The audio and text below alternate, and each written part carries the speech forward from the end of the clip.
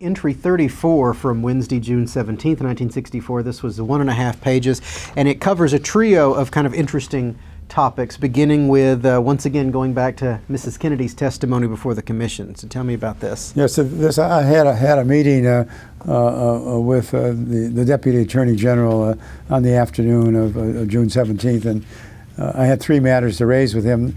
The first, I presented him with an edited copy of Mrs. Kennedy's testimony before the commission. So by this time, the testimony had been taken at a meeting attended by the Chief Justice and Rankin and Robert Kennedy.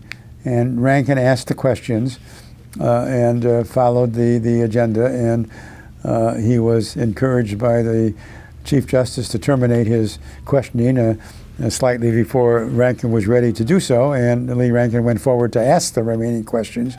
And so it was a very short interview, but Mrs. Kennedy responded to the best of her ability in terms of what she was doing, when she was turning to the left, when she heard the shots, when she heard the governor, as she said, squeal, and when she turned to see her husband wounded. So in any event, I brought this copy to Katzenbach and described some of the issues that he might want to look at, but I left it for him to consider and give to the Attorney General for his approval prior to publication. I mean, there really was no alternative in my mind other than proceeding in this way. I do not know or remember what were the trouble spots that I refer to in this paragraph. I don't know whether it was what I thought was some mistake in the transcription, or whether it was something said by Mrs. Kennedy. I don't think it was with the latter, because she was very, very brief in her responses, and everything seemed quite clear. So I'm a little bit at a loss. There is, in the printed version of her testimony that appears in the 26 volumes, there is this bracketed area where it says, reference to wounds deleted. And that has sparked all kinds of debate among the researchers. I mean, it subsequently, I think the full transcript has been available without that deletion. But what was it was a concern about the graphic nature of the wounds she described? I do not know. Okay. All right. I did want to ask about that because it has come up before. Well. I mean, so you've seen recently the unedited version. It is out there. Yeah, it's online and you can read it. It doesn't seem to add much. Does it describe a wound? It does. I mean, it describes, sort of what she saw in the car. I can't remember the exact word. Yeah, but it might have been things about his brain or his head. I don't think it really gives any sense of like where the shots may have come from, any directional information. I did look this up because I know it's been an issue, and I found just on one website a researcher had written, Jackie Kennedy's deleted Warren Commission testimony gives one a sense of where the wound was. I don't know, where they necessarily conclude that. I suppose this is why the testimony was deleted, but. Yeah.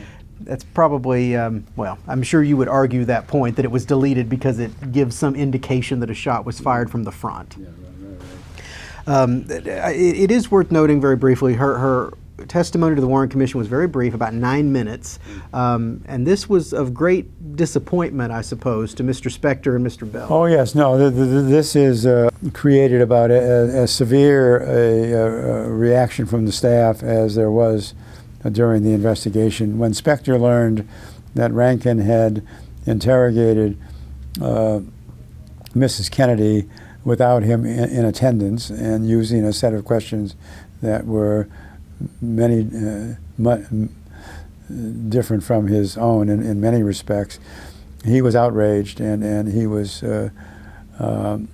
clear in expressing that to all of us on the staff, and I don't know whether he personally spoke to Rankin about it. But it is actually, this is the case where both he and Bellin thought that perhaps they should resign from the commission staff because they felt that the staff's interest and the commission's interest had been poorly served by Rankin and those assisting Rankin in interviewing the widow in this, they would say, abbreviated and insufficient manner.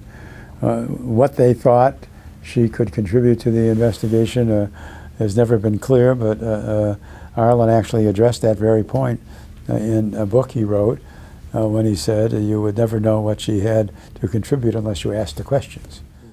I suppose one could argue that, you know, her 9 minutes do seem insufficient compared to the hours she talked to Manchester, but of course it's a very different sort of conversation that's taking place. It's a slippery slope, I suppose, between honoring the president's memory and being respectful to the, you know, the trauma that she experienced and trying to conduct an investigation. I suppose you could argue both sides. Yes, no, that's certainly true. The next item, also a controversial one that I discussed with Katzenbach on this occasion, was whether the commission or its representatives was going to get some access to the autopsy materials. And I told him that it was important that at least one members of the staff, specifically Arlen Spector, be given access. And at this point, the autopsy doctors had testified. And the concern among members of the staff, including Arlen, was that it would be advantageous to get the autopsy materials and try to have the doctors review those materials and then confirm the accuracy of their earlier testimony or amend it if they thought the autopsy materials indicated that they had erred in some significant respect or even a minor respect. And I told Nick Katzenbach that Arlen was known to the Attorney General because of his prosecution of a Teamster case. And Nick Katzenbach said he would discuss it with Bob Kennedy when Kennedy returned to town. So the access to the autopsy pictures was still alive as of the middle of June, although Arlen and others thought that the Attorney General had refused to give them access. In fact, it was still a live issue, and I was trying to proceed to get some access that would improve our ability to stand behind the testimony of the autopsy doctors. These were government images, but it was whose decision was it to sort of allow the Kennedy family to determine whether or not it was appropriate to release those? The president. Okay. President Johnson had so declared. Okay. So, you know, and I'm sure people thought, you know, that was a mistake. But in any event, we have some further entries to the point when this was eventually resolved. Right. And then I told Katzenbach that I wrote, the letter had come to the Attorney General from the commission, and the Attorney General had not yet responded. And all I did was suggest to the Deputy Attorney General that Bob Kennedy delay for a period of time any response because I thought that I, quote, I intended to fight for a report I considered satisfactory and indicated that a delay in sending this letter would bolster my position. And so I also mentioned, this is a quote, I also mentioned that I would prefer that the Attorney General not go on record until I heard some report regarding the Soviet defector, that's Mr. Nosenko. So Katzenbach apparently was aware of this matter, and he agreed that he wouldn't ask the Attorney General to sign it for a week or two when he returned from a trip to Europe. In fact, it wasn't sent for several weeks, and there's been some talk in the research community as to why that was. And I can't personally claim responsibility for a delay of 6 weeks, and the suggestion that I might have need for such a delay in the future seems a little far-fetched now, but it seemed to me that one could never be sure of how things were going to develop. As remote as it was, you were concerned that the report might take a detour, and this was sort of your way of having a little leverage, protecting yourself. Yeah, that certainly was my view. Not just protecting myself, but protecting the commission from going in an incorrect direction.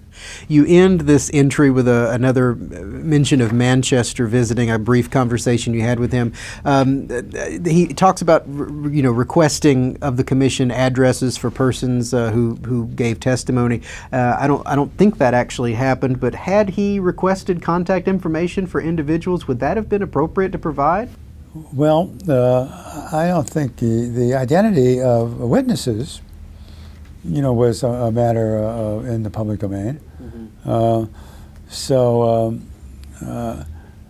I had never thought about more detailed requests. And as I recall, I didn't see any such further requests for information. And I knew that his timetable was such that he really would have plenty of time after our investigation was over to get access to materials to any degree that he wished. Yeah. All right. Well, we'll go ahead and move on to the next entry.